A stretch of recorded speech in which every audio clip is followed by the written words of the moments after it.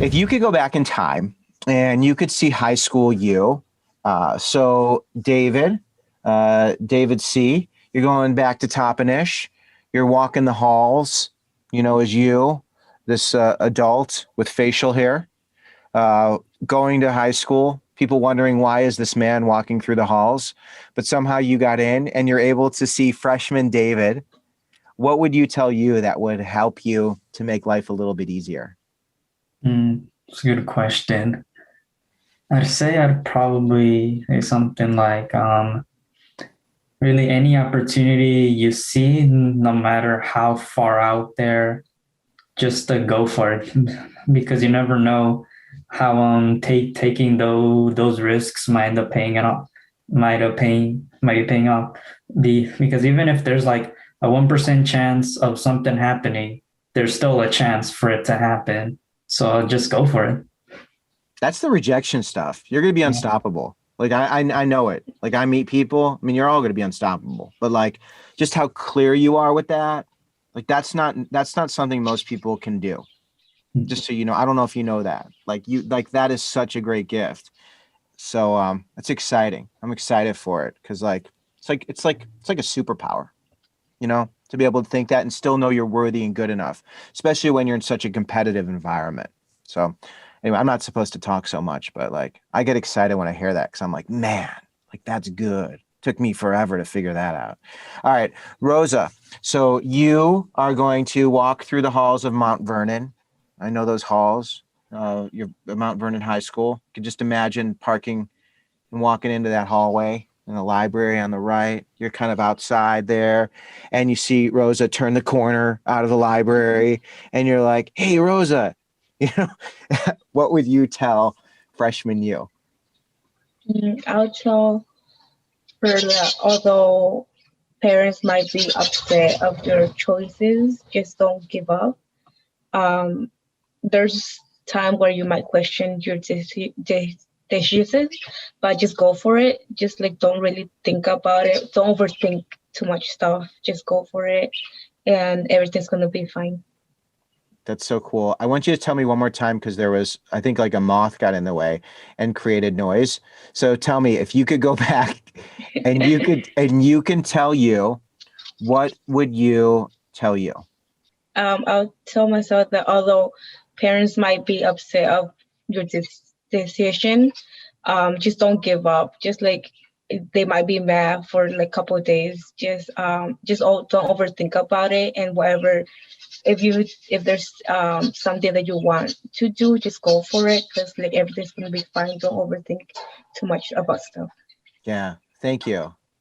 I appreciate that. And I heard the birds. I love that you have birds. I think birds are special. When birds make noise, it's like something real's happening, right? They feel it, like they feel the emotion. Let's see. David T, if you can go back in time, you're walking around you're walking back in high school, you see grown-up Floor walk by. And you're like, hey, grown-up Floor. Wow, are you talking to freshman you? And she's like, yeah, I can't find me. And you're like, oh, she's down there. So David, but you see freshman David. This story is getting confusing. I don't even need to add that. It's so ridiculous. But basically, David T, you see freshman you. What do you tell you? Honestly, the biggest thing would be not to worry so much. I feel like there's a lot that you're going to be doing, but, worrying doesn't help. I feel like that's the one thing I really would push. Worrying does not help. Yeah. It's just causing you more stress and thinking about what you're achieving so far, what progress you made, even during high school, compared to like, you know, any like my parents, how I would say like being a first generation student, even going to high school is a huge thing. But coming to college, kind of how, even though, all of us are, I would say we're humble about like our beginnings and even being this far, but taking some pride of it. Because I know from my aspect, my parents are kind of difficult sharing that, being prideful or being like proud of me. But I know all of us do deserve to be prideful in that aspect just because, we're first gen, working hard, but we're not giving up. And, that's kind of like the biggest thing that I would keep repeating to myself, but even to future, first gen people. Yeah. Thanks for saying that. Cause I can say it again and again, but like when you say it, it just means more. And I mean, you all deserve to celebrate, like to celebrate yourself. And no matter who's watching this and what grade they're in, like just celebrate, because what you've been through and how you get through it is extraordinary. And you don't give yourself credit to celebrate. So the joy of just you taking pride in that is just something that I hope you'll hang on to. So thanks for reminding everybody, David. Floor, if you could go back in time, you get to see freshman Floor. He's just going through it, just doing it. What would you tell you?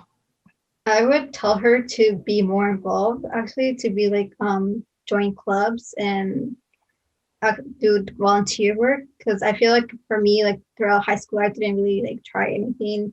It wasn't until like senior year. And if I had the opportunity to meet freshman Floor, I would tell her, like go out there, get more experience. Because I honestly feel like if I did that freshman year, I would be able to know what I wanted to do when I entered college. So yeah. Do you think freshman Floor would have listened to you or been like, go away?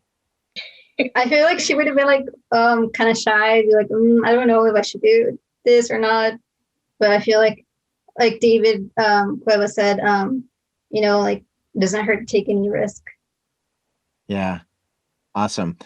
Raul, if you could go back in time, get to see high school Raul walking through the freshman hallways with his soccer ball, right? Because you were playing a lot of soccer, right? You were carrying your soccer ball, I imagine, right? Sometimes I would. Right. That's what it was like. So you see that guy, maybe you like hit the soccer ball out of his arm first just to get his attention. And then you're like, hey man, it's me. What would you tell you?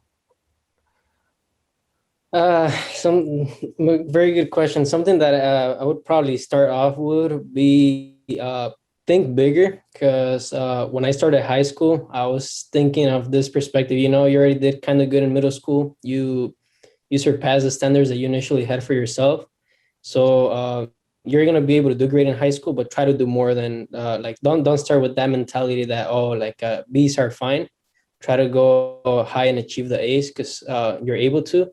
And then be involved from the beginning, as everyone else mentioned. One of the things that made David and I close, and that's why we stayed in contact when he came to EW, was soccer. We were both in the soccer team, and then also robotics. And so like it's these clubs, these RSOs now at EW, but it's these clubs that help you make connections and eventually help you later on in life. What if it's scary to go in and walk in? And what if your friends don't do the things that you're encouraging them to do? Like, how do they walk in that room? How do they do it if it's just not the cool thing, or they're not comfortable doing it? What would you tell them to do to get in that organization? And that's actually something that happened when I joined robotics. My friends were like, oh, you're joining robotics, so you're not going to be able to go play soccer after school anymore. And I actually didn't play for the school my junior year. And even though they were looking at me like, why are you like leaving us? That's not so cool or whatnot.